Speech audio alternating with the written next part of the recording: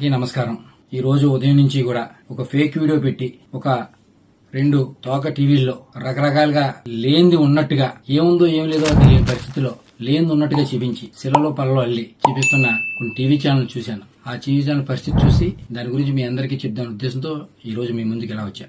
గత 6 నెలలుగా నాకు కొన్ని ఫేక్ కాల్స్ వస్తా ఉన్నాయి అన్నోన్ నెంబర్ నుంచి. నేను కొన్నిసార్లు ఎత్తలేదు, ఒకసారి ఎత్తే హలో అనగానే వెంటనే వాట్సాప్ కాల్ చేస్తాను ఫోన్ పెట్టేశారు. వాట్సాప్ కాల్ చేసి చేయడంతోనే నేను ఎత్తిన వెంటనే మీ వీడియో నా దగ్గర ఉంది, మీరు మర్యాదగా మాకు డబ్బులు ఇవ్వండి, ఇవ్వకపోతే ఆ వీడియో బయట పెడతాం అని చెప్తే ఏం చేసుకుంటే చేసుకో, ఏ వీడియో నా దగ్గర ఏమి ఉండదు, మీ దగ్గర అది అటువంటి వీడియోలు ఏమి ఉండవు, మీరు ఏం చేసుకుంటే చేసుకోండి నేను చెప్పాను. చెప్తే వెంటనే ఒక వీడియో పెట్టి వాట్సాప్లో నేను చూస్తున్నాగానే మళ్ళీ డిలీట్ చేసాడు. తీరా ఆ వీడియో చూస్తే ఒక ఫంక్షన్ లో ఒక ఫ్రెండ్ తాలూకా అబ్బాయి పుట్టినరోజు అయితే విషయం చెప్పమని వీడియో కాల్ చేస్తే వీడియో కాల్ విషయం చెప్పాను.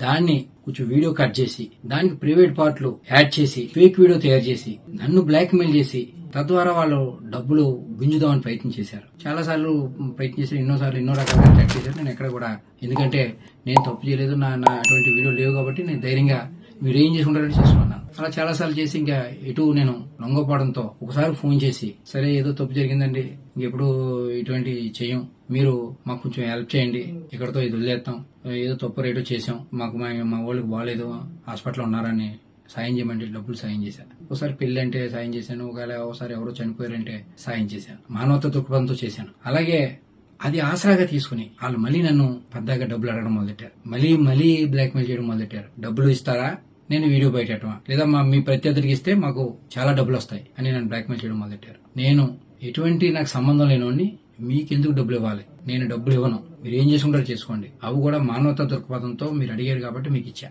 నేను మాత్రం ఇచ్చే పరిస్థితి లేదని చెప్పడంతో సరే అయితే మీ రాజకీయ ప్రత్యర్థులకు ఇచ్చుకుంటామని వెళ్ళిపోయారు. అలా కొన్ని రోజులు నాకు మెసేజ్లు పెట్టారు, చాలా రోజుల వరకు పెట్టారు.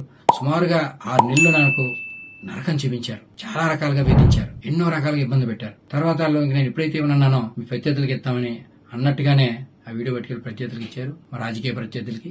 ఆ ప్రత్యర్థులందరూ కూడా సోషల్ మీడియాలో రకరకాలుగా ఆ ఫేక్ వీడియోని, ఏదైతే డీప్ ఎడిటెడ్ ఫేక్ వీడియో, ఆ ఫేక్ వీడియోని అందరూ వైరల్ చేయడం, కొన్ని టీవీ ఛానల్లో అదే దానికి చెలలో పల్లలో అల్లించి చూపించడం, ఇటువంటి పరిస్థితులు ఇవాళ చూసాం.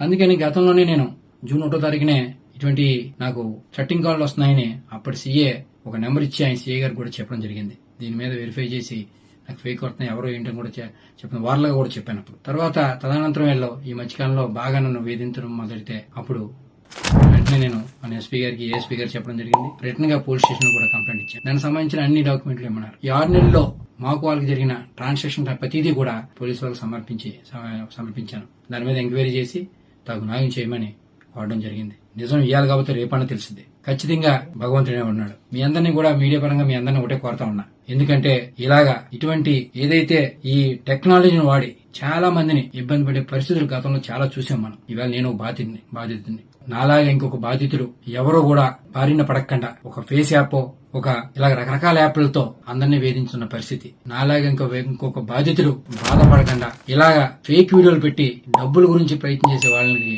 సహాయ సహకారాలు అందకుండా అడ్డుకట్టు వేయాలని మీరందరూ మీరందరూ సహాయ సహకారాలు అందియాలని వీళ్ళందరినీ కూడా చేతులు జోడించి వీళ్ళందరినీ అభ్యర్థిస్తా ఉన్నా.